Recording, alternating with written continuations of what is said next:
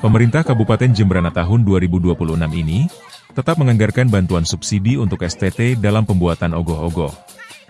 Subsidi ini akan diberikan untuk seke teruna-teruni yang memenuhi syarat untuk pembuatan ogoh-ogoh senilai Rp2.500.000. Kepala Bidang Adat, Tradisi, dan Warisan Budaya, I Gede Suartana mengatakan bahwa anggaran untuk bantuan subsidi ini masih dipasang dalam upaya pelestarian adat dan budaya.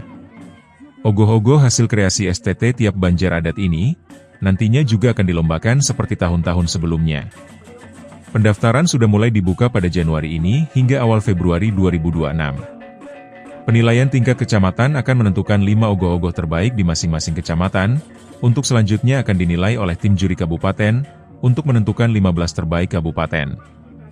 Selanjutnya 15 terbaik kabupaten dinilai di tingkat kabupaten pada parade ogoh-ogoh yang dilaksanakan di Catuspata Kabupaten Jembrana pada awal Maret dan dipamerkan pada Masikian Fest 2026. Surya Dharma, Bali Post.